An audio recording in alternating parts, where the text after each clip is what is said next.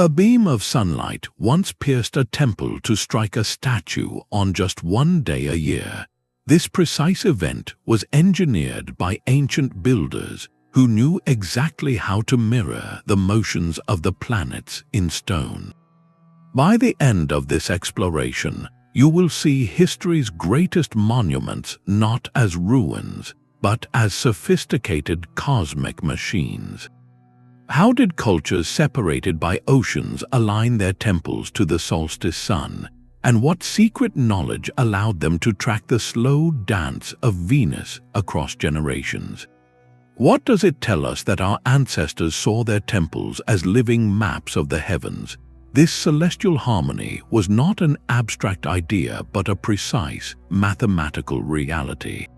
To build a bridge between earth and sky, the architects of the ancient world turned to a visual language they believed was woven into the fabric of everything, a language of perfect shapes and divine proportions known as sacred geometry. Think of it not as simple ornamentation, but as the operating system for their cosmic machines. The circle represented the heavens, the square symbolized the earth, and the point where they intersected created a sacred space, a vesica piscis, which was seen as a generative portal. The spirals found in ancient sites from Newgrange to Mycenae mirror the arms of galaxies. These patterns were a code, and by building with this code, they were literally programming their structures to resonate with a higher order. The most famous of these codes is the golden ratio, a proportion so aesthetically pleasing it appears throughout nature, from the arrangement of seeds in a sunflower to the spiral of a nautilus shell. For the builders, this ratio, approximately 1.618 to 1, was far more than a design trick. It was considered the very fingerprint of the divine creator, a constant ratio that generated beauty and balance. When they incorporated this ratio into a temple's floor plan or the height of its columns, they weren't just making it look good. They were insisting that the building itself was an extension of natural law, a physical echo of the same mathematical principles that guided the planets. This is why scholars like John Mitchell described these sites as terrestrial reflections of the celestial order. The temple became a mandala, a geometric model of the universe, with every measurement and alignment serving a dual purpose. It was a place for community and ceremony, yes, but its primary function was to act as a stable, earthly anchor point within the swirling cosmic dance. By grounding these perfect geometries in stone, they created a sacred interface where human ritual could synchronize with the motions of the stars, setting the precise stage for the breathtaking alignments we are about to witness. That divine geometry provided the blueprint, but to bring it to life required a mastery of light itself. The sun was their primary clock, their most reliable celestial marker, and ancient engineers learned to capture its journey in stone with astonishing accuracy. This was not a vague symbolic gesture. It was a precise, repeatable event hardwired into the architecture. Consider the great passage tomb of Newgrange in Ireland, older than Stonehenge and the pyramids of Giza. For most of the year, its inner chamber lies in profound darkness, but for a few days around the winter solstice, something miraculous happens. As the sun crests the horizon on the shortest day of the year, a single, narrow beam of light enters through a specially constructed opening above the entrance, known as a roof box. This slender shaft of gold travels over 60 feet down the passageway to illuminate the central chamber for roughly 17 minutes before fading away. This is not a happy accident. It is a feat of engineering that required the builders to know the exact position of the winter solstice sunrise, to understand the solar year's length, and to orient a massive, earth-covered structure with pinpoint precision to make that fleeting moment of light possible.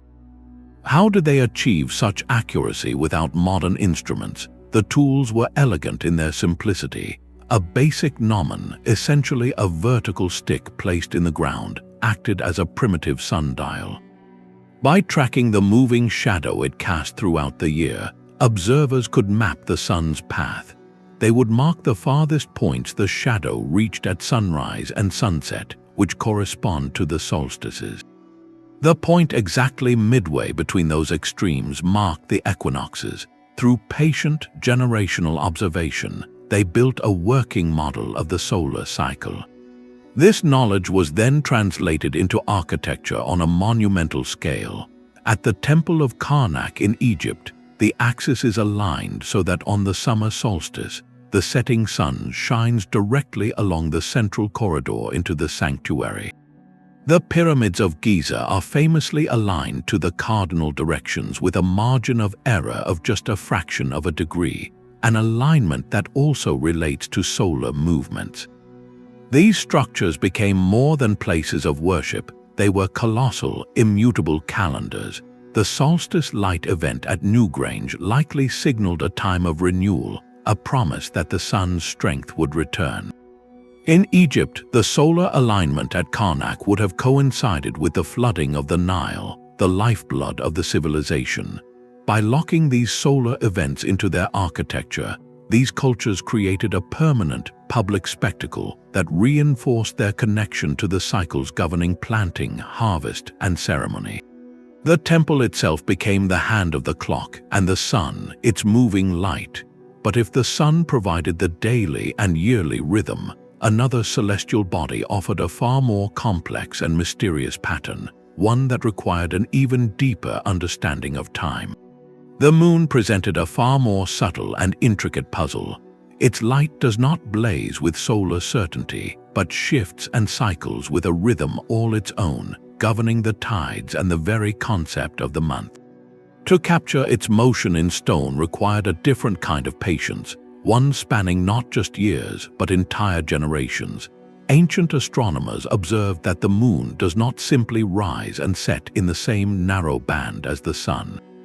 Over a complex cycle of roughly 18.6 years, the points on the horizon where it first appears swing slowly back and forth between extreme northern and southern limits. These endpoints are known as the major lunar standstills, and engineering a temple to align with one of these rare events is a staggering feat of long-term planning. At the Mnajdra temple complex on the island of Malta, a structure built over 5,000 years ago, researchers have found a stunning double alignment. One doorway frames the equinox sunrise, a solar event, but another, carefully offset, is oriented to the southernmost rising point of the moon during its major standstill. This was not a guess.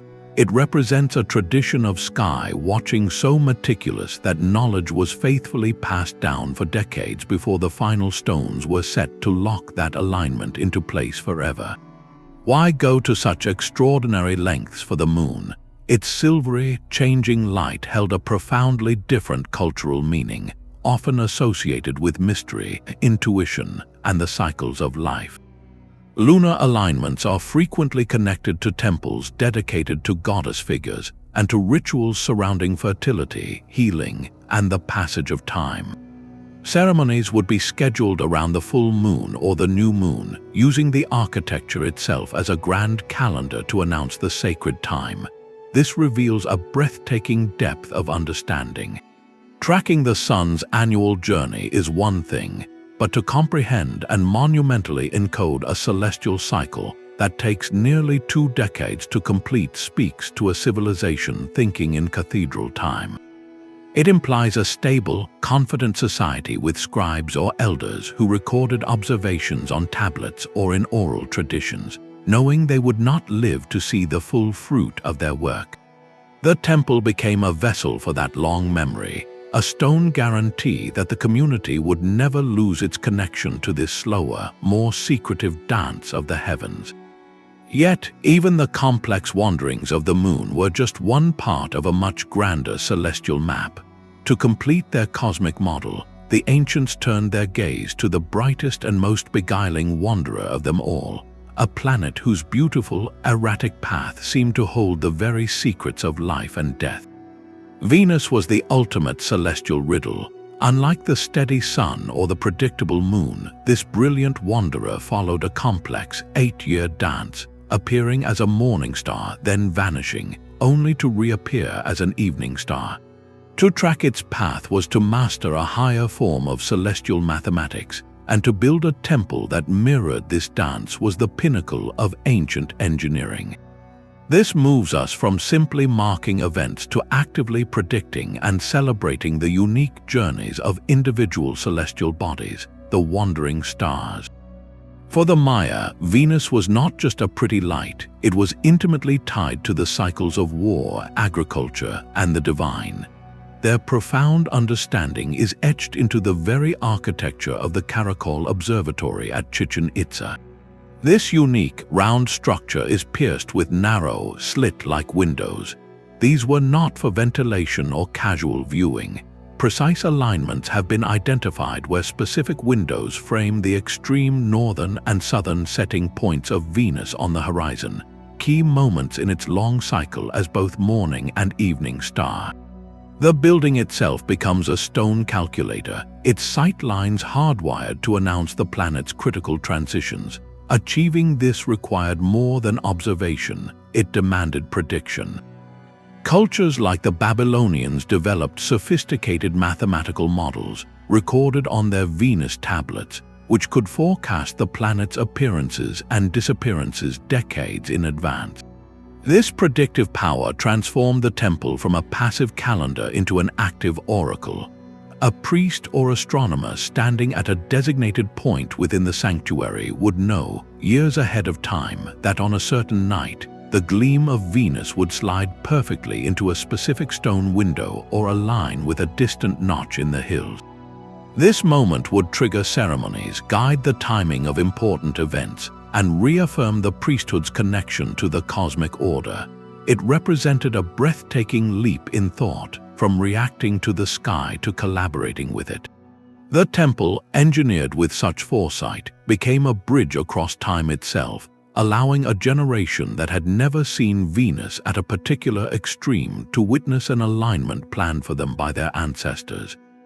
This long-term celestial choreography, locking the erratic paths of planets into immutable stone, asks a profound question about the builder's vision. Were these temples merely observing the heavens, or were they attempting something far more ambitious, to create a perfect, harmonious reflection of the entire cosmos here on Earth? But how did they translate that celestial choreography from a vision in the mind to a blueprint on the ground? Before a single stone could be placed, the ancient architect needed a toolkit. This was not a collection of primitive guesswork, but a suite of sophisticated instruments designed to bridge the gap between the moving sky and the static Earth. The most fundamental tool was often the simplest. A vertical rod, a gnomon, cast a shadow that told a detailed story. By meticulously marking the tip of that shadow at different times of day and across the seasons, an observer could map the sun's entire yearly journey, pinpointing the solstices and equinoxes with remarkable accuracy. This was the foundational data for any solar alignment. For more precise directional work, cultures developed specialized devices. In ancient Egypt, engineers used an instrument called a merkit. This was essentially a sighting tool with a plumb line. By observing a specific circumpolar star, one that never sets below the horizon as it crossed the meridian, they could establish a true north-south line with an error of less than a fraction of a degree. This is how the Great Pyramid achieved its near-perfect cardinal alignment. The horizon itself became a calibrated instrument. Builders would identify natural features, a distant mountain peak or a specific notch between two hills, and use them as fixed markers for the rising or setting of a key star or planet. Sometimes they would place a single standing stone to create an artificial horizon marker. An observer stationed at a central point would watch until the celestial body appeared to touch that marker, signaling the exact moment to begin a ceremony or to make a critical astronomical notation. The most impressive instrument, however, was the construction site itself. The very first act of building was often an astronomical one. After clearing the land, the chief engineer would use these stellar or solar tools to establish a perfect baseline, a foundational east-west or north-south line scratched into the Earth. This baseline was the sacred geometry made manifest, the first stroke of the cosmic blueprint. Every subsequent measurement, every wall and doorway would be derived from this original, astronomically determined line. The foundation trench became the first and most critical component of the grand machine. In this way, the temple was not just aligned to the heavens, it was born from them, its entire existence rooted in that initial, precise act of celestial mirroring. With this sacred baseline established, the project could ascend from the Earth, but it faced an immense new challenge, one of physics and scale. The precision of that foundational line finds its ultimate expression in the silent, sloping geometry of the Great Pyramid of Giza. This monument stands as a profound case study, a mountain of stone engineered not just as a tomb, but as a sophisticated stellar clock. Its near-perfect alignment to the cardinal directions is legendary, with an error of only about 1/15th of a single degree. To achieve this, builders likely used the circumpolar stars, sighting on a star that never set to find true north, then using that line to square the entire massive base. But the celestial mirroring goes far deeper than its orientation. Within the pyramid's heart, narrow corridors known as air shafts extend from the king's and queen's chambers, pointing directly out into the ancient sky. These are not ventilation shafts in a modern sense. One shaft from the king's chamber was aligned to the star Thuban, which was the pole star around 2,500 years before the Common Era. Others pointed toward the belt of the constellation Orion and the brilliant star Sirius. For the ancient Egyptians, these were not random points of light. Orion was associated with Osiris, the god of rebirth, and Sirius with Isis, the goddess of magic and motherhood. The purpose of these shafts is still discussed by researchers, but a compelling view is that they served a profound ritual function. They were designed to channel the spiritual essence, the very ka, of these stellar deities directly into the resting place of the individual, forging a direct link between the earthly monument and the eternal, imperishable stars. This transforms the pyramid from a static building into a dynamic instrument, its stone channels acting as a permanent telescope focused on the souls of the gods. The cosmic modeling becomes even more staggering when we look at the pyramid's mathematics. The ratio of its perimeter to its height approximates 2 times pi, and its dimensions have been linked by some researchers to specific measurements of the Earth itself. Whether by deliberate intent or incredible coincidence, this suggests a breathtaking ambition. The builders may have sought to encode not merely the positions of a few important stars, but the very scale and proportions of the planetary world into a single, perfect form. The Great Pyramid, then, emerges not as an isolated tomb, but as a concentrated model of the cosmos, a stellar clock designed to keep eternal time and to project a specific, divine geography onto the landscape. Yet, if one pyramid represents a concentrated model, an entire city designed as a mirror of the heavens represents an ambition of an entirely different magnitude. On the windswept Salisbury Plain, Stonehenge endures not as a random circle of stones, but as a sophisticated machine for thinking in deep time. Its engineering unfolded over centuries, with each phase revealing a clearer, more ambitious celestial purpose. The most famous alignment is its central axis, carefully oriented so that on the summer solstice, the rising sun crests the heel stone and floods the heart of the monument with light. In the opposite direction, the same axis frames the winter solstice sunset. This solar anchor was fundamental, marking the year's turning points for a community whose survival was tied to the seasons. But Stonehenge's genius lies in its complexity, its attempt to harmonize 2 different celestial clocks. Beyond the iconic Sarsen circle, 4 smaller station stones once stood, forming a rectangle. The long sides of this rectangle align with the major southern moonrise, a key point in that slow, 18.6-year lunar cycle. Even more intriguing are the Aubrey holes, a ring of 56 pits just inside the bank. While their exact use is debated, a compelling theory proposed by researchers like Gerald Hawkins suggests they functioned as a primitive counting system. By moving markers between these pits in a set pattern, one marker moved each year, it may have been possible to predict lunar eclipses, which tend to recur in cycles related to that 56-year count. This is why Hawkins famously called the site a Neolithic computer. It wasn't processing data with silicon, but with stone and ritual, using physical markers to track celestial mathematics across generations. The sheer effort to build this computer is staggering. The smaller blue stones were transported over 150 miles from the Preseli Hills in Wales, an endeavor requiring immense social coordination. The giant sarcens, weighing up to 50 tons, were dragged from nearer quarries, then shaped and erected with astonishing precision. This was not a vanity project. It was a civilization's entire investment in creating a permanent, communal interface with the cosmos. The stones synchronized the reliable solar year with the mysterious, longer rhythm of the moon, allowing the community to anticipate not just planting and harvest, but also the powerful, awe-inspiring events like eclipses. In a world lit only by fire, to predict the moon's disappearance was to demonstrate a sacred partnership with the heavens themselves. Stonehenge stands as a monument to that partnership, a durable stone calendar that wove the fabric of time into the very landscape. While Stonehenge harmonized the sun and moon, another civilization conceived its sacred space as a complete, three-dimensional map of the cosmos. In the dense jungles of Cambodia, Angkor Wat rises not merely as a temple, but as a breathtaking, walkable model of the entire Hindu universe.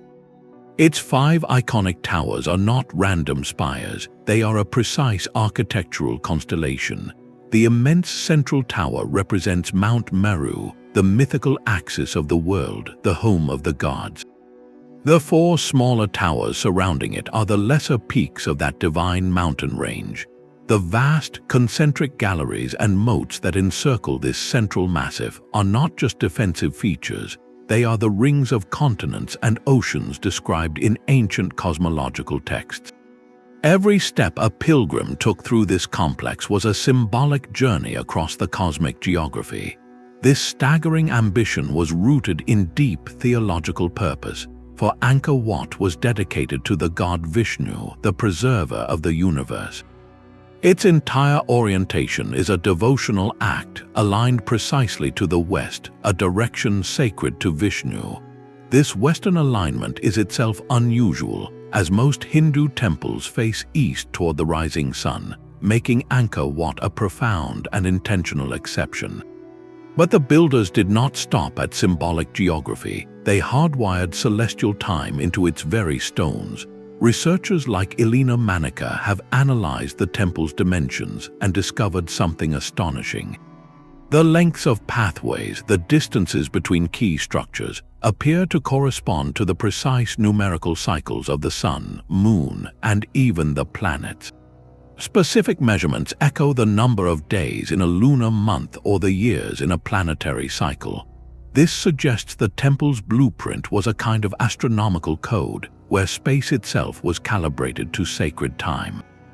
The most public and dramatic proof of this celestial engineering happens each year.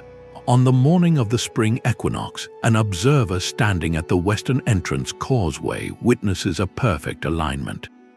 The sun rises directly over the apex of the central tower, crowning the cosmic mountain with a halo of light. It is a moment where myth, astronomy, and architecture become one, a scheduled spectacle that would have validated the king's divine mandate and the temple's role as the true center of the world. Here, engineering was the highest form of prayer, a literal act of building the heavens on earth and synchronizing human ritual with their eternal motions. This drive to create terrestrial copies of a divine blueprint reveals a shared thread across the ancient world, a foundational belief that architecture could do more than shelter, it could connect. These celestial machines were never silent. They hummed with a deeper purpose, one that transformed cold stone and moving light into a living, sacred story.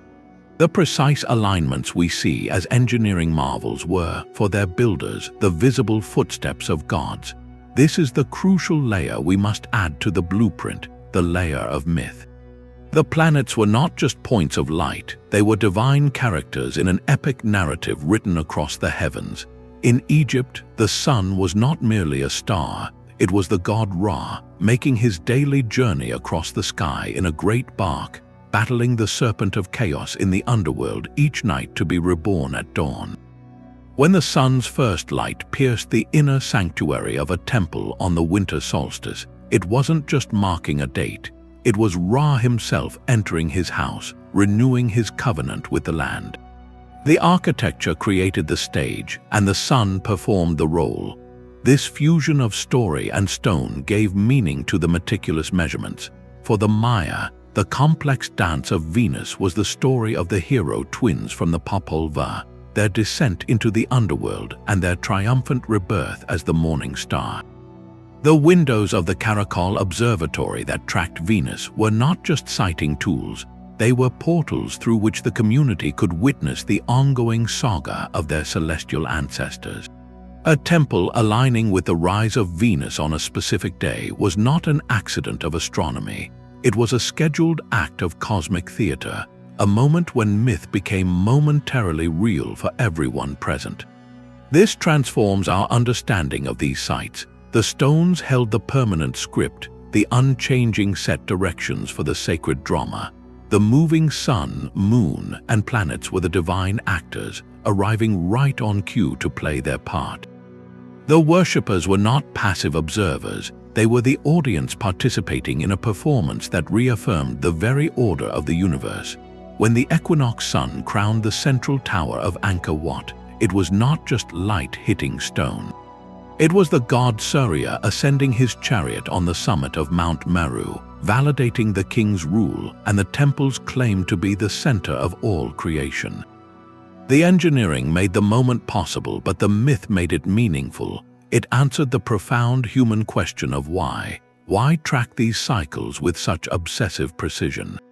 Because the gods were in motion, and to be out of sync with their story was to risk chaos. The temple, by mirroring the motions of the planets, ensured the community remained in harmony with the narrative that sustained their world. It was a technology of belief where myth provided the motive and celestial engineering provided the method. This deep integration of myth and motion finds its ultimate expression in a silent language of numbers. The celestial alignments we see are the dramatic performances, but the script itself was written in mathematics, encoded into the very dimensions of the stones. Ancient engineers did not merely point their buildings at the sky, they built the rhythms of the heavens into the floor plans, the heights, and the distances between pillars. This was a practice of profound sacred science where measurement became a form of prayer. For the Maya, mathematics was the breath of the gods. They used a vigesimal system, counting in groups of 20, to perform astonishingly accurate calculations of planetary cycles. Their long count calendar could track time over millions of days. This numerical mastery was not kept on scrolls alone, it was physically manifested. The length of a temple corridor or the width of a plaza might be a deliberate multiple of the solar year, measured in their own units like the Hunab, a standard of about 1.7 meters. Walking through that space was literally walking through a segment of cosmic time, a tactile experience of the calendar. At the Parthenon in Athens, generations of scholars have observed how its proportions seem to breathe with the golden ratio.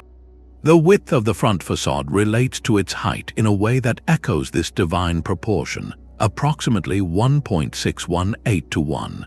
To the Greek mind, this ratio represented perfect harmony, the same mathematical beauty found in a seashell's spiral or the branching of a tree. By embedding it into their temple to Athena, they were asserting that the building itself was an extension of cosmic order, a static embodiment of the dynamic balance that governed the stars. This practice, sometimes called number magic or gematria, meant the temple was not just aligned with the sky, it was mathematically resonant with it. Every measurement whispered a celestial secret to those who knew the code. The structure became a permanent, three-dimensional equation, representing the relationships between the sun, the moon, and the wandering planets. For priests and initiates, contemplating these encoded dimensions was a form of meditation on the nature of time itself, seeing the endless cycles of creation and decay reflected in the immutable geometry around them. The building was a teacher, its stones a permanent record of cyclic time, waiting to be read by anyone who understood the language of its proportions. Yet this breathtaking vision of temples as cosmic machines faces a crucial test. How can we be certain these alignments were deliberate? The field of archaeoastronomy grapples with a persistent challenge known as the alignment fallacy. With thousands of stars and countless points on the horizon, if you look hard enough, you can find a celestial body lining up with almost any ancient doorway or stone. The real task is to separate meaningful intent from random chance. So what constitutes proof? Researchers rely on a rigorous, multi-layered methodology. First, they employ statistical analysis to show that a proposed alignment is far more precise than what random chance would produce. A doorway facing a general easterly direction is not proof. But a corridor oriented to the exact spot where the sun rises on the solstice, with an error of less than a single degree, demands explanation. The second layer involves cross-referencing with historical evidence. Does a culture's own mythology or written records mention a special relationship with that specific star or planet? For the Maya, their codices explicitly detail the importance of Venus, which gives profound weight to the alignments found at the Karakol Observatory. The third and strongest evidence comes from redundancy. A single alignment might be intriguing, but a site that contains multiple, independent alignments to the same celestial event, or a cluster of sites across a region all oriented the same way, points overwhelmingly to deliberate design. This is where we encounter some of the field's most heated debates. Take the Orion correlation theory, which proposes that the three main pyramids of Giza are arranged to mirror the three stars of Orion's belt. While a captivating idea, many mainstream archaeologists point out that the match is not perfect when projected onto the ancient sky, and more critically, no Egyptian text ever mentions such a correlation. The theory, for them, remains in the realm of speculation rather than demonstrated intent. This leads to the most important perspective shift. We must guard against projecting our modern, scientific desire for pinpoint precision onto ancient minds. Their primary goal was likely not to build an observatory to the exacting standards of modern science, but to create a symbolic and ritual space that reflected their cosmological beliefs. An alignment might be close enough to trigger a powerful ceremony or to tell a sacred story, even if it was off by a degree or two. The winter solstice sun entering Newgrange is a staggering feat of engineering, but its true power lay in the community's shared experience of the light's return, not in an abstract measurement of solar azimuth. By applying this critical, evidence-based lens, we actually honor the ancient builders more deeply. We move beyond romantic speculation to engage with their actual, documented achievements. We see them not as mystics with impossible knowledge, but as brilliant, practical engineers and keen observers who used the tools and intentions of their time to weave the fabric of the heavens into the stone of their world. This careful separation of science from speculation clears the way for a final, unifying question, one that brings us from the ancient world directly to our own doorstep. That long-term commitment reveals a profound truth about these ancient societies. The breathtaking alignments we admire today were not the work of a single brilliant architect, but the cumulative achievement of generations of dedicated sky watchers. An individual could track the sun's yearly journey, but to map the slow 18.6-year swing of the moon's extremes, or to predict the complex 584-day dance of Venus, required a different kind of vision. It demanded a tradition. This was engineering on a timescale that dwarfed human lifespans, a project that only a stable, confident culture could undertake. It required an institutional effort, a dedicated priesthood or scholarly class whose sole purpose was to observe, record, and pass on the celestial script. Imagine an apprentice, perhaps as a young child, being shown a specific notch in a distant hill. His teacher would explain that when the full moon touches that notch, it marks a special year in a long count. The apprentice would watch and wait year after year until he finally witnessed the event himself as a grown adult. He would then teach his own successor, adding his own observations to refine the prediction. This was knowledge transmitted not through a single book, but through lived experience and oral tradition, a chain of witness stretching back centuries. We see this institutional knowledge made physical in artifacts like the Mnajdra sky disk, discovered in Germany and dating back over 3,600 years. This bronze disc, inlaid with gold symbols, is one of the oldest known concrete representations of the cosmos. It depicts the sun, a crescent moon, and a cluster of stars believed to be the Pleiades. The arcs along its edge are thought to represent the solstice sunrises and sunsets. This was not a tool for a farmer. It was a consolidated, portable model of the sky, a summary of generations of observation codified into a sacred object. It proves that complex astronomical understanding was being systematized and preserved, transformed from scattered notes into a formalized science. This long-term cultural project speaks to a staggering priority. For these civilizations, understanding the cosmos was not a hobby for the elite. It was as vital to their survival as agriculture or defense. They believed that celestial order was the very foundation of earthly stability and divine favor. To lose the rhythm of the heavens was to risk chaos, poor harvests, and the displeasure of the gods. The temple, therefore, was the ultimate safeguard. By locking these long cycles into immutable stone, they created a permanent, fail-safe record. Even if a war or a drought disrupted the oral tradition, even if the line of sky watchers was broken, the stones would remain. The next generation could stand in the temple on the solstice, see the light strike the altar, and rediscover the calendar. The monument became the teacher, ensuring the community could always find its way back into harmony with time itself. This perspective shifts our view of history. We are not looking at superstitious people building toward random stars. We are witnessing the birth of empirical science, a patient, multi-generational project to build a predictive model of reality, using the most advanced data storage technology they had, stone and myth. The true engineering marvel was not the final building, but the sustained human effort that made its precision possible. The stones hold their secrets, but the true genius of the builders is found in the empty spaces between them. How did they translate a vision of celestial order into a physical reality without a single piece of modern equipment?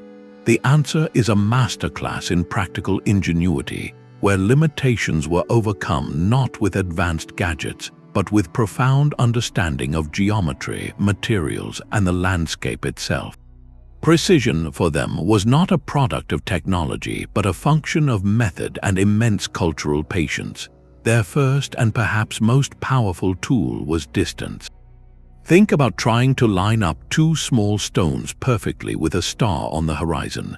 A tiny error in placement creates a large angular mistake, but now stretch that alignment over a kilometer. That same tiny error becomes almost negligible over the vast scale. The long sightline acts as a natural error corrector. This is why so many ancient sites feature processional avenues or distant horizon markers. The builders were using the landscape itself as a giant calibrated instrument, turning miles of open terrain into the stable foundation for their celestial alignments. Once the grand direction was set, they turned to simple, brilliant tools for the close work. For perfect leveling across wide foundations, they used water. A shallow, long trench filled with water creates a perfectly level plane, a method still used in some forms today. To ensure walls rose straight to the heavens, they employed the plumb bob, a weight on a string that always points to the center of the earth, defining true verticality against which every stone could be checked. And for the sacred right angle, the cornerstone of their sacred geometry, they used knotted ropes. By tying knots at specific intervals, they could create triangles with sides in the ratio of 3, 4, and 5. When pulled taut, this rope triangle always forms a perfect right angle, a practical application of the Pythagorean theorem millennia before Pythagoras was born. This was not abstract mathematics, it was a builder's daily tool. The most revealing insight, however, is in their process. They did not simply quarry massive stones and hope for the best. Evidence from sites around the world suggests a phased approach. Before the first megalith was set, they likely built full-scale mock-ups out of wood or smaller stones. These temporary structures acted as astronomical test beds. For an entire cycle, perhaps a full year, the community could watch and verify that the solstice sun or the equinox moon hit the intended target within the wooden frame. Only after the alignment was proven would they begin the back-breaking work of replacing the wood with eternal stone. This iterative process, this willingness to test and refine, transforms our image of the builders from mystical priests into rigorous engineers. It was a slow science where a mistake meant not pressing a delete key, but dismantling and starting again, a cost that demanded absolute certainty. This cultural patience is perhaps the most alien concept to our modern mindset. A project like Stonehenge or the Great Pyramid was not a single lifetime's work, but a multi-generational covenant. A master architect would lay out the sacred baseline and erect the first test markers, knowing he would never see the capstone placed. His son and then his grandson would inherit the blueprint and the duty to see it through, refining the alignment based on another decade of observations. This long-term commitment was the ultimate technology. It allowed for error correction across human generations, turning trial and error from a setback into a sacred part of the process. Their laboratory was the entire landscape, their tools were water, rope, and shadow, and their clock was the patient turning of the stars. In this light, their precision becomes not a mysterious anomaly, but a hard-earned victory of collective will and meticulous, repeated practice. That generational patience produced monuments that speak a shared language across the globe.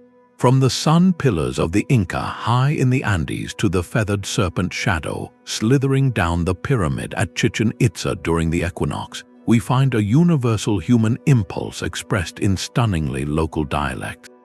This is not evidence of a lost super-civilization, but of a profound shared realization that the sky above held the key to order, meaning, and survival below.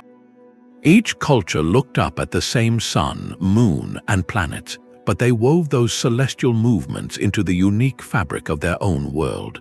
The Inca, masters of a mountainous empire, engineered with the horizon itself. At Machu Picchu and the sacred site of Cusco, they erected carefully placed pillars on surrounding ridges. On the June solstice, the sun would rise directly between two specific pillars, marking the start of the planting season and the sacred Inti Raymi festival. Their architecture was less about enclosing space and more about framing the vast, dramatic skyline, turning the entire valley into a calibrated solar instrument. Half a world away, in the flat river plains of Mesopotamia, the Babylonian approach was profoundly different. Their massive ziggurats-stepped pyramids like the Etimenanki were oriented with mathematical precision to the cardinal directions. But their purpose was deeply astrological. Each level was associated with a specific planet and deity. The act of ascending the ziggurat was a symbolic journey through the layered heavens, a ritual ascent to draw closer to the divine order they saw written in the stars. Their meticulous Venus tablets, which tracked the planet's cycles, were used for omen reading, directly linking celestial motion to the fate of the king and the kingdom. Meanwhile, across the vast Pacific, Polynesian navigators performed a different kind of celestial engineering. They did not build monolithic temples of stone, but their sacred spaces, or marae, were often aligned to the very star paths they used for voyaging. The orientation of a marae's central platform might mirror the rising point of a key navigation star like Sirius or Arcturus. For them, the sky was a literal map, and their places of worship reflected that practical, intimate knowledge, grounding their sacred ceremonies in the same stars that guided their canoes across thousands of miles of open ocean. This comparative view reveals something beautiful. The shared human impulse is the drive to connect, to find our place in the cosmos. But the expression of that impulse is a brilliant kaleidoscope of cultural diversity. The Inca saw the sun as a life-giving father, the Babylonians saw planets as omens of divine will, and the Polynesians saw stars as ancestral guides. Their engineering solutions were perfectly adapted to their environment, their theology, and their needs. This suggests that observing and mirroring the heavens was not merely a cultural side project. It appears to be a fundamental catalyst in the development of complex civilization itself. To track the stars requires a calendar which demands agriculture and social planning. That planning requires record keeping, which leads to writing and mathematics. The need to build permanent monuments to observe the sky fosters advances in engineering, logistics, and social organization. The celestial mirror, in all its varied forms, may have been one of the very engines that drove humanity from scattered tribes toward organized, enduring societies. It is a unifying thread in our collective story, proving that before we ever dreamed of reaching other worlds, we first learned to bring their majestic motions home. This extraordinary engineering served a purpose far greater than telling time. At its core, it was an act of world-building, a desperate and brilliant attempt to impose human meaning onto the vast, indifferent motions of the cosmos. The first layer of this purpose was undeniably practical. A society that could predict the solstice could plan its planting and harvest with confidence, turning survival from a gamble into a schedule. The temple as calendar was a public utility, its alignments announcing the dates for festivals, taxes, and trade. This practical need birthed the science, but it did not explain the monumental effort. The deeper drive was spiritual and existential. Across cultures, we find a shared concept, a sacred principle of order and balance. In ancient Egypt, it was called Mat, the harmonious truth that held chaos at bay. In Vedic and Hindu tradition, it was Artia, the cosmic rhythm underlying all creation. These were not just philosophical ideas, they were the fundamental substance of a stable universe. The great fear was that this order could unravel. By building a temple that physically mirrored the perfect, predictable motions of the heavens, the community was doing something miraculous. They were stitching a thread of that celestial order into the very earth of their homeland. The temple became a grounding rod for harmony, a permanent anchor ensuring that the principles governing the stars would also govern their society, their harvests, and their fates.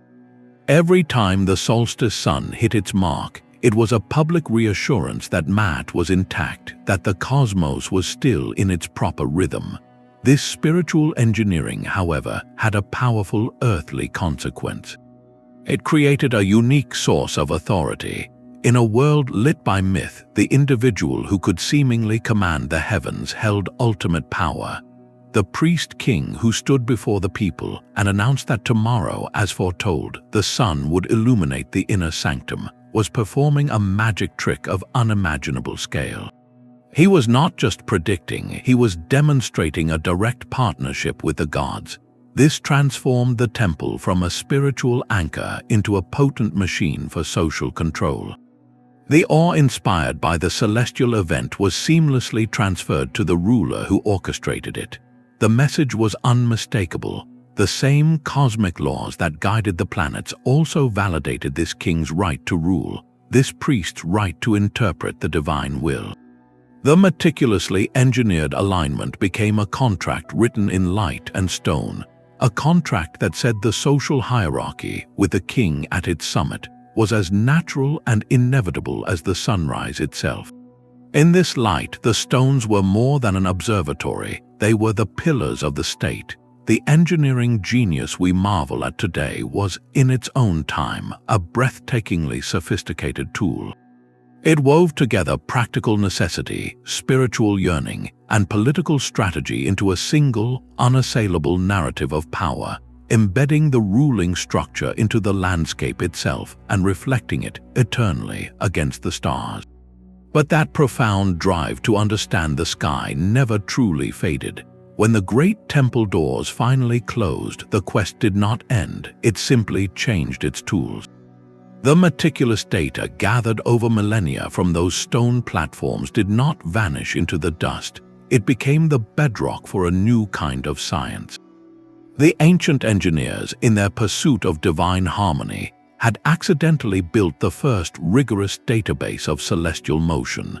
Their long, patient records of planetary cycles and star positions were a treasure waiting for a new kind of mind to interpret. This is the true legacy of the cosmic temples, a bridge of knowledge stretching across civilizations. Greek astronomers like Hipparchus, working in the 2nd century before the Common Era, did not start from scratch. He famously used centuries of Babylonian eclipse observations and planetary records, data painstakingly compiled by temple scribes, to make his own revolutionary discoveries, like the precession of the equinoxes. The chain of inquiry remained unbroken, only the language of the notes changed from myth to geometry. This lineage evolved into a new architectural form entirely dedicated to measurement, the observatory. In 15th century Samarkand, the Timurid prince and astronomer Ulugh Beg constructed a monumental observatory. Its centerpiece was a gigantic meridian arc, a fixed stone track sunk into the earth for tracking star positions with unprecedented accuracy. While its design was more openly scientific, its purpose echoed the old temples, a stable, perfectly aligned platform built to decode the heavens. It was a direct descendant in spirit, a place where community resources were marshaled to build a machine for seeing deeper into cosmic order. The principle itself proved timeless. When Tycho Brahe built Uraniborg, his pioneering observatory on a Danish island in the late 1500s, its design still relied on absolute stability and precise orientation, the same foundational needs that drove the builders of Newgrange or Karnak. The quest had moved from the sacred enclosure to the scientific institution, but the architectural response to the sky remained strikingly familiar, a fixed place from which to measure a moving universe. In this light, those ancient priest architects were the first astrophysicists. They asked the same fundamental questions we ask today. What are the rules that govern the motions we see? Can we predict them? What is our place within this vast system?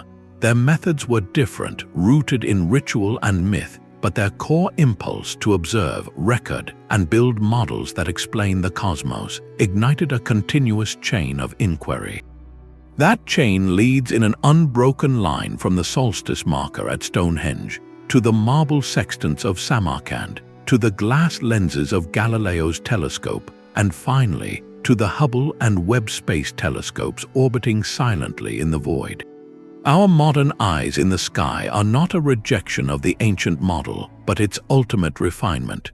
We still build stable, aligned platforms. We still use them to capture light from celestial objects, and we still seek to understand the grand narrative of the universe. The temple was humanity's first telescope, a stone lens focused on eternity. The stones fell silent for centuries, their celestial conversations drowned out by new gods, new rulers, and the simple passage of time. The great solar doorway stood open, but no one remembered to watch for the light. The precise purpose of these alignments faded into folklore, becoming the work of giants or magic. their scientific and spiritual genius buried under layers of myth and misunderstanding. This forgetting was not an accident. It was often a deliberate act as conquering empires sought to erase the cosmic narratives of those they subdued, building their own temples over the old foundations, literally overwriting the sky map with a new one. For a long stretch of history, the ancient world's greatest achievement in engineering was simply seen as quaint, mysterious, or primitive. The rediscovery began not with scientists but with curious outsiders. In the 1700s and 1800s, antiquarians and early archaeologists, armed with little more than notebooks and compasses, began to notice strange patterns. They documented that certain monuments consistently faced the sunrise, or that key stones lined up with prominent stars. These were often dismissed as coincidences, the fanciful ideas of amateur enthusiasts. The tide truly turned in the 20th century when a new breed of researcher brought rigor to the mystery. In Britain, an engineer named Alexander Thom spent decades meticulously surveying hundreds of stone circles. Using his skills in precision measurement, he proposed that these sites were constructed using a standardized unit of length, a megalithic yard, and that their layouts encoded complex astronomical knowledge, including detailed observations of the Moon's complex cycle.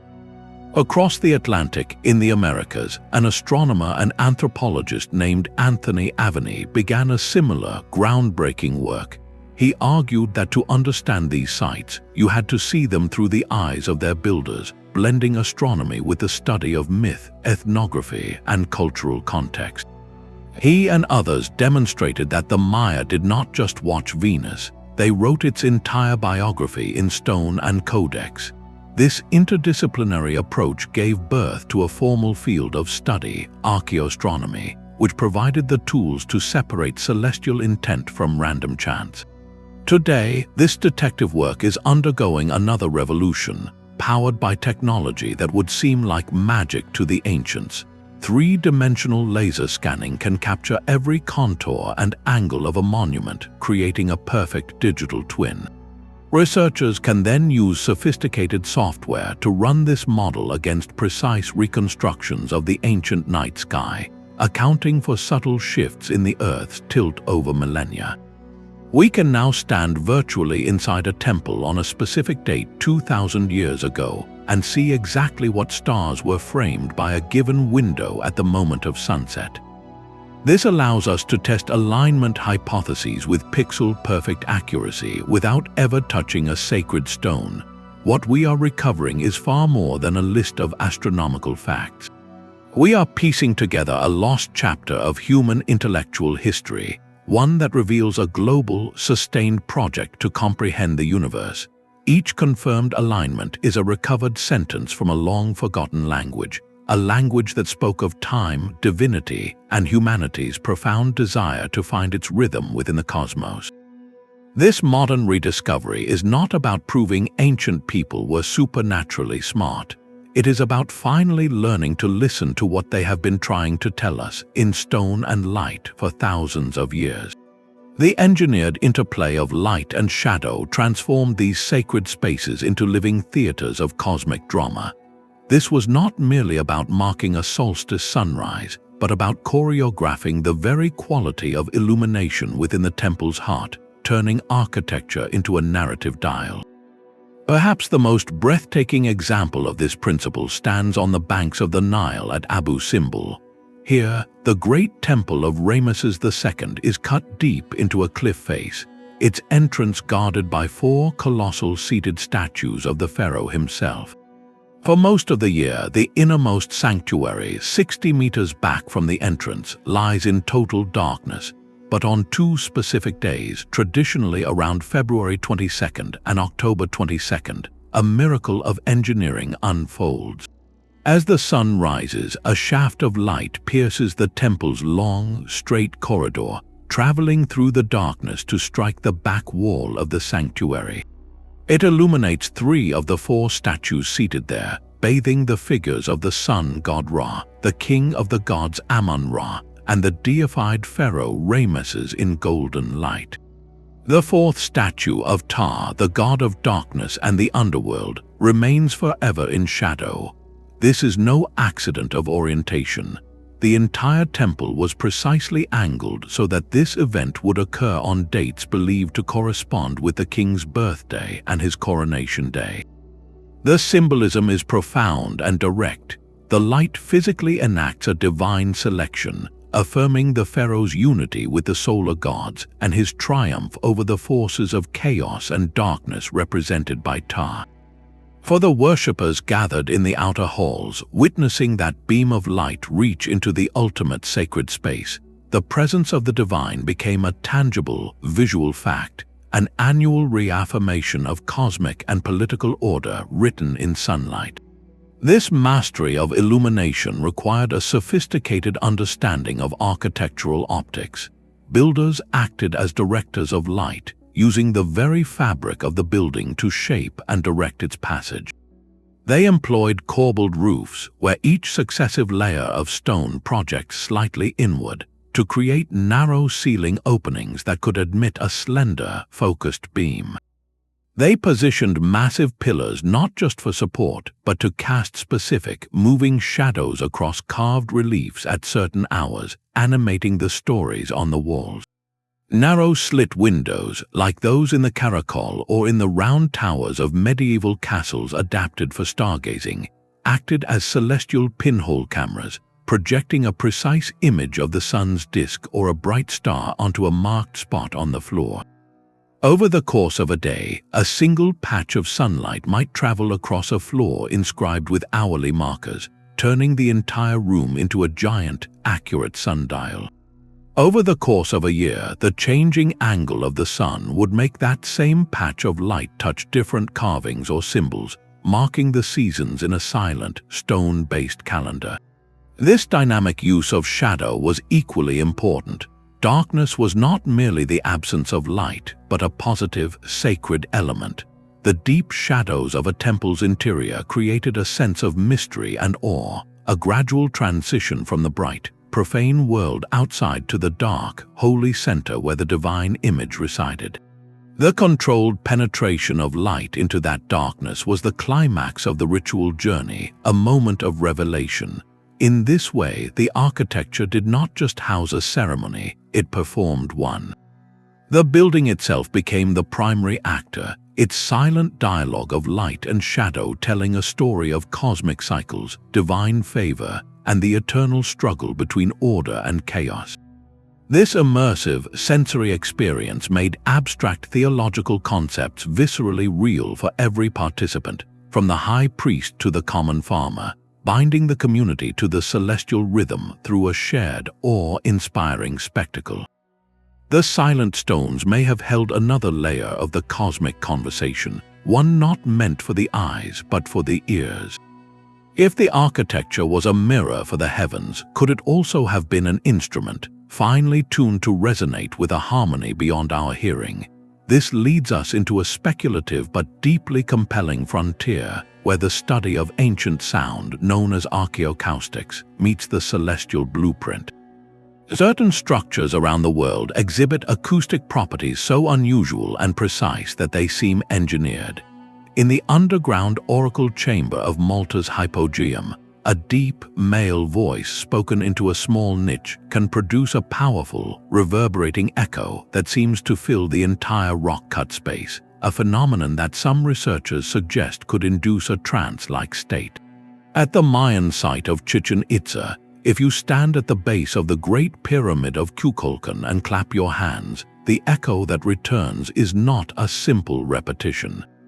It is the distinct chirp of the sacred Quetzal bird, a sound deliberately woven into the stone through the careful spacing and angle of the steps. These are not random quirks of construction. They point to a sophisticated understanding of sound as a tangible, manipulable force.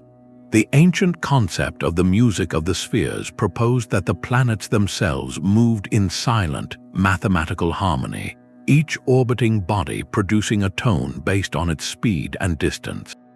While we now know space is a vacuum, the philosophical idea was powerful, a belief that the cosmos operated on principles of perfect resonance.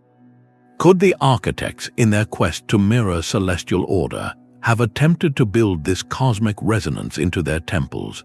The idea is that specific chambers might have been shaped to amplify certain sound frequencies, perhaps those produced by chants, drums, or simple instruments. When used in ritual, these amplified sounds could create a powerful sensory experience.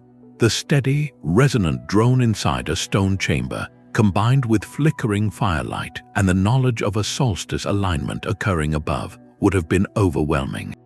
It could alter perception, deepen meditation, and make the abstract concept of cosmic harmony a felt, physical reality in the bodies of the participants. This transforms the temple from a mere observatory into a full sensory simulator. It was not just a place to see the gods' motions, but to hear their imagined music and feel their rhythm. The visual alignment marked the celestial event, but the acoustic environment may have been the vehicle to transport the human mind into alignment with it, completing the sacred circuit between earth and sky.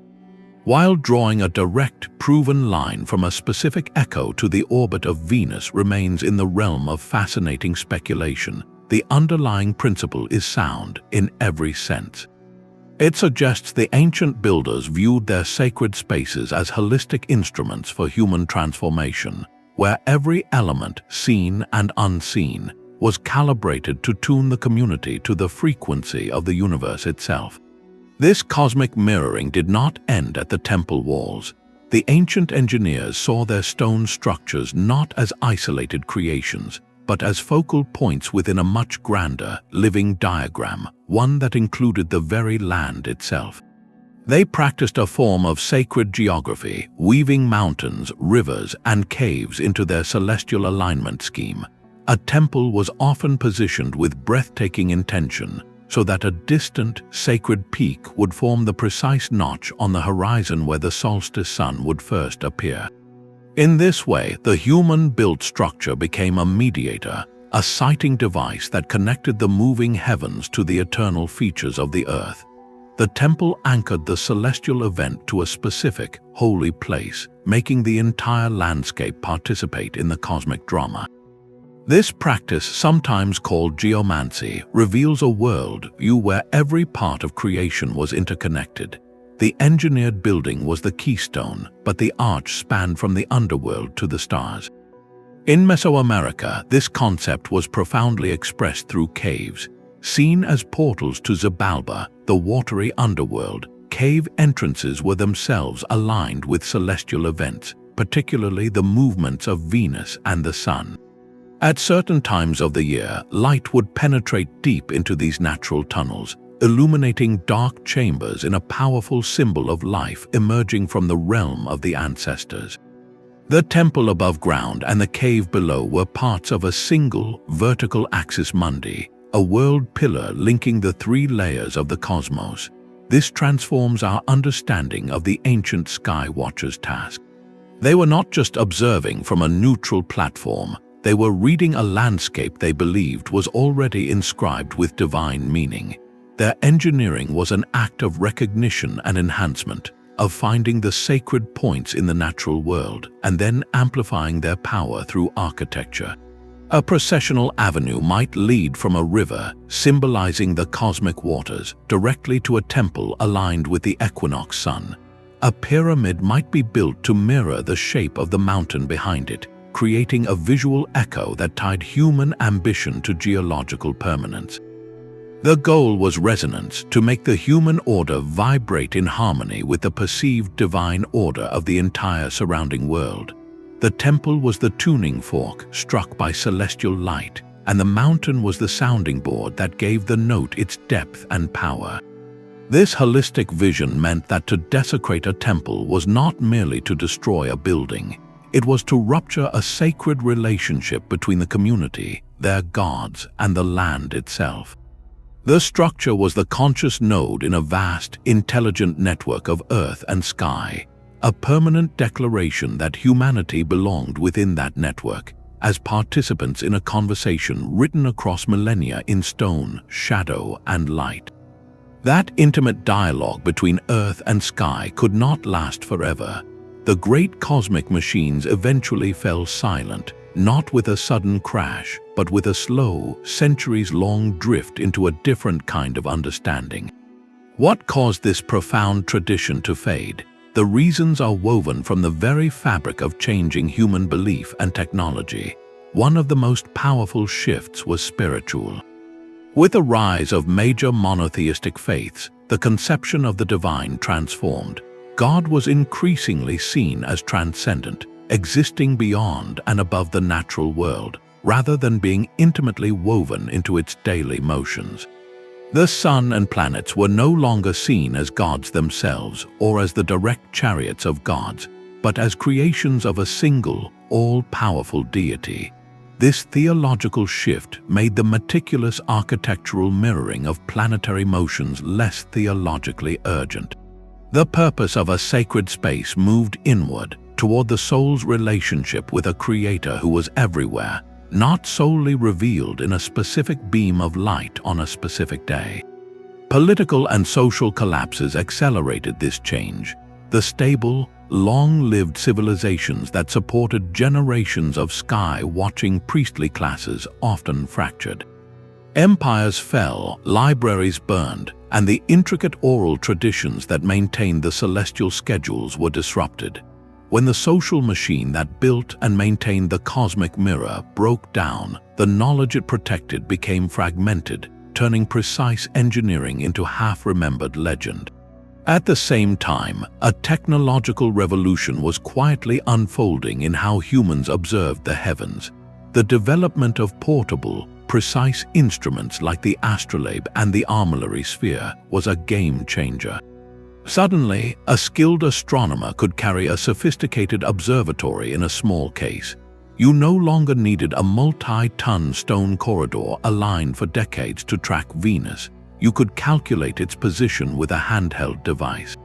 This liberated astronomy from the Temple Mount, separating the act of celestial calculation from the act of communal worship. The fixed, monumental observatory became less critical for pure science.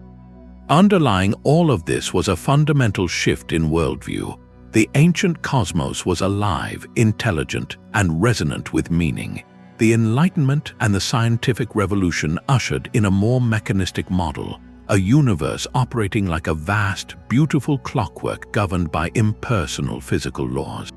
This was a monumental intellectual achievement, but it changed the emotional stakes. The goal was no longer to participate in a sacred story through architecture, but to understand the mechanics of the story from a detached, analytical perspective. The knowledge of the ancients did not vanish, it transformed. We see this in the great medieval cathedrals. They were often meticulously oriented to the east, toward the rising sun on the feast day of their patron saint, a practice that gives us the word orientation.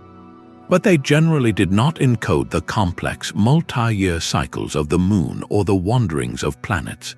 The celestial mirror became more symbolic, a gesture toward divine light, rather than a detailed, working model of the entire cosmic dance. The intimate, architectural partnership with the planets gradually gave way to a more abstract, mathematical astronomy.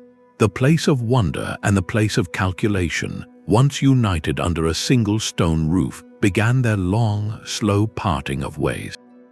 The ancient dialogue between architecture and the cosmos never truly ended.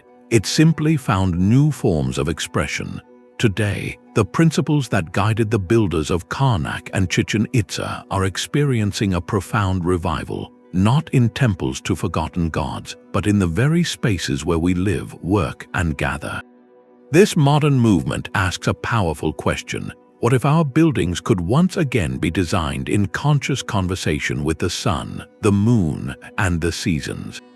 The answer is emerging in a field known as solar architecture, which uses the precise path of the sun to heat, cool, and illuminate buildings passively. It is a high-tech echo of a very ancient idea. Imagine a contemporary office building with a facade of intelligent louvers, like a modern version of the stone screens at Angkor Wat. These louvers automatically adjust their angle throughout the day, tracking the sun just as an ancient priest might have, to block harsh summer heat while welcoming in warming winter light. The entire structure becomes a dynamic energy harvesting machine, its performance dictated by the same celestial cycles that dictated ritual calendars. This is not mystical speculation, it is practical engineering with roots thousands of years deep, proving that aligning with cosmic rhythms is a timeless strategy for sustainability. This inspiration extends beyond pure function into the realm of public art and communal experience. Around the world, artists and architects collaborate to create monumental sundials, solar calendars, and light installations that mark celestial events for entire communities. A plaza might be designed so that a shadow cast by a central obelisk, a direct descendant of the Egyptian gnomon, touches a series of markers on the ground at noon throughout the year, tracing the seasons in public space. Another installation might use a carefully positioned aperture in a roof to project a circle of light that moves across a floor, reaching a specific point only on the equinox, much like the light shaft in Newgrange. These are modern secular temples, spaces that use the ancient language of light and shadow to reconnect people with the astronomical underpinnings of time, fostering a shared moment of awareness under the open sky. They serve the same communal, calibrating function as the great stone circles, but for a society that tells time with digital clocks, offering a tangible, beautiful reminder of our planetary context. The most ambitious applications of this ancient wisdom look toward our future, both on this planet and beyond. Projects like Biosphere 2, the sealed ecological system built in the Arizona desert, were essentially attempts to create a self-sustaining, cyclical world in miniature, a modern version of the encapsulated cosmic order represented by a temple. While facing significant challenges, the project underscored the necessity of understanding and working within closed environmental loops, the very cycles of growth, decay, and renewal that ancient cultures saw reflected in the stars. Now, as scientists plan for long-term habitats on the Moon or Mars, these lessons become critical. Proposals for space colonies often include designs that simulate a 24-hour light-dark cycle and seasonal variations, not for spiritual reasons, but for the psychological and physiological well-being of the inhabitants. In these extreme environments, the human need for cyclical rhythm, for a connection to a larger celestial tempo, re-emerges as a fundamental engineering requirement. The core insight of the ancient builders, that human life thrives when consciously synchronized with cosmic cycles, may prove to be one of the most vital legacies we carry with us to other worlds. While the spiritual framework has undoubtedly shifted, the underlying impulse remains strikingly familiar. In an age of ecological awareness and often profound disconnection from the natural world, the ancient engineers challenge us to reconsider our place within a larger, living system. They inspire a design philosophy that seeks not to dominate or separate from nature, but to integrate with it, to create habitats that foster connection. Their work suggests that the highest function of architecture is not just to shelter us from the elements, but to thoughtfully mediate our relationship with them, to make the grand, silent motions of the cosmos visible, tangible, and meaningful in our daily lives. In learning to read their stone codex, we are not just uncovering lost history, we are rediscovering a timeless blueprint for building a harmonious future, one that aligns our creations with the enduring rhythm of the heavens. The stones have yielded many of their secrets, yet their deepest conversations remain just beyond our hearing. For every alignment we can confidently map, another enigmatic structure stands in silent defiance, reminding us that our understanding is still a work in progress. In the vast, arid expanse of the Egyptian Sahara, the site of Nabta Playa presents one of the most tantalizing puzzles. Here, over 7,000 years ago, a cattle-worshipping people arranged stones into circles and lines that seemed to correlate with the rising points of key stars like Sirius and the Belt of Orion. These formations are centuries older than Stonehenge, suggesting a sophisticated astronomical tradition emerging in a place that was once a lush grassland. But what was its full purpose? Were these calendar circles used to predict the coming of the monsoon rains vital for survival, or did they serve a more ceremonial function, anchoring a nomadic society to the cosmic cycles they followed across the shifting landscape? The stones whisper of a complex understanding, but their complete story is fragmented by time and shifting sands. Even the most studied monument on Earth, the Great Pyramid of Giza, holds mathematical whispers we have yet to fully decipher. While its solar and stellar alignments are well documented, researchers continue to debate the intentionality behind the precise ratios encoded in its dimensions. The relationship between its height and perimeter, the angles of its shafts, the choice of its base measurement, do these numbers simply reflect advanced building techniques, or do they contain a more profound astronomical or geodetic code, a deliberate attempt to embed the scale of the Earth or the mathematics of celestial mechanics into a single, perfect form? Each new theory, from correlations with the speed of light to alignments with now faded stars, is met with rigorous skepticism, as it should be. This ongoing debate is not a sign of failure, but a testament to the pyramid's enduring capacity to challenge and inspire, a mirror that reflects our own desire to find meaning in its majestic geometry. On the other side of the world, the ruins of Puma Punku in Bolivia present a mystery of an entirely different nature. Here, the precision is not in alignment with the sky, but in the mind-boggling stonework itself. Enormous blocks of andesite and sandstone are cut with razor-sharp edges, intricate geometric channels, and modular interlocking shapes that seem to belong more to the age of machinery than to antiquity. The how of its construction, with such exacting tolerances, remains a profound engineering question. But this leads directly to an archaeoastronomical mystery. What were the celestial references for the people who built it? The Tiwanaku culture, which likely constructed Puma Punku, certainly had a deep cosmological vision, evident in their iconic sun gate and other structures. Yet, the specific astronomical purpose of this fantastically complex platform, if it had one, has been obscured by time, looting, and the sheer scale of its dismantlement. It stands as a stark reminder that a civilization's greatest technical achievements can sometimes be the most opaque to our modern understanding.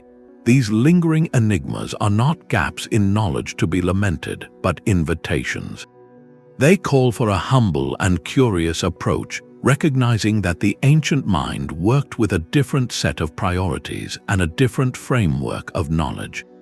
A structure might have served multiple overlapping functions: observatory, temple, civic calendar, and political manifesto, all at once, in a way that our specialized modern disciplines struggle to see as a unified whole. Each unanswered question is a testament to the depth of ancient ingenuity, a sign that our ancestors possessed insights and techniques we are still patiently piecing together. This ensures that the field of archaeoastronomy remains a vibrant and living frontier, where every new technological tool, from ground-penetrating radar to advanced stellar software, offers a chance to listen more closely to the old stone voices.